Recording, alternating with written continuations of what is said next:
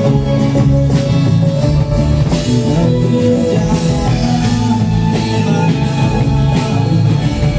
Everyone recently मु जाइथिले Greece themed cafe जोटा कि हमर शहीद नगर जुडियोर 4th फ्लोर रे अछि।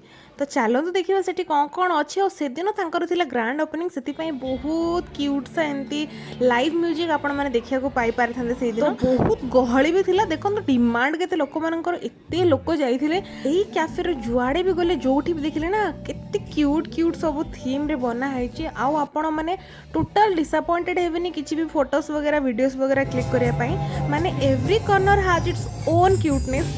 एते ब्यूटीफुल सजा हैछि ना कैफेटा देखी ना मन पूरा भरी जाउछि। तापरे मु जाइथिली तांकर मेन्यू देखिकी मु ऑर्डर करथिली रेशमी कबाब चिकन कबाब ता सहित hakka noodles and fish in Thai vessel खाइबार टेस्ट मते बहुत ही बढ़िया लागिथिला। चिकन रेशमी कबाब रे चिकन कुडा बहुत भल से सिजी थिला।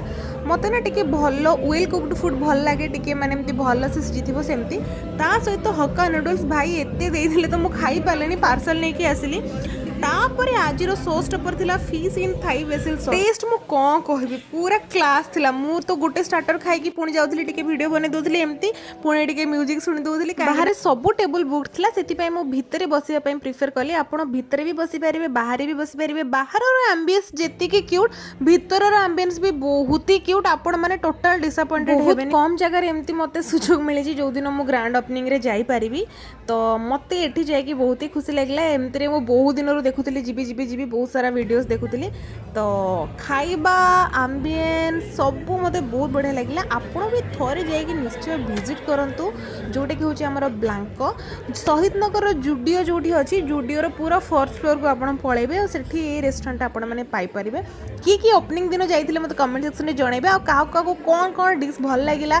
बहुत टाइप रो डिशेस सेठी अवेलेबल अछि सेटा भी मते कमेंट सेक्शन रे निश्चय जणाइले। तो आपण माने जानि छथि मु बहुत खुशी थाए जो दिन टिके एमती भल जिस खाए और मत भेराइटीज ऑफ फूड खाया को भल लगे से दिन मु पूरा हैप्पी थाए भाई मत आ से दिन किसी दरकार ना ये आपण भेराइटीज ऑफ फूड पाई परिबे जेमति कि हो पिज्जा हो बर्गर हो किछि भी नूडल्स हो राइस आइटम हो तांकर तंदूरी वाला तंदूरी स्नैक्स हो ता सहित आपण माने एठी मौजूद हो किछि भी cold drinks different type of cold drinks निजे भी कस्टमाइज करके डिफरेंट टाइप रो फ्रूट पकई कि आपण माने सेटा पाई परिबे। ता सो सलाड रहिबो चाट भी रहिबो आ पास्ता भी आपण माने मगई के खाई परिबे।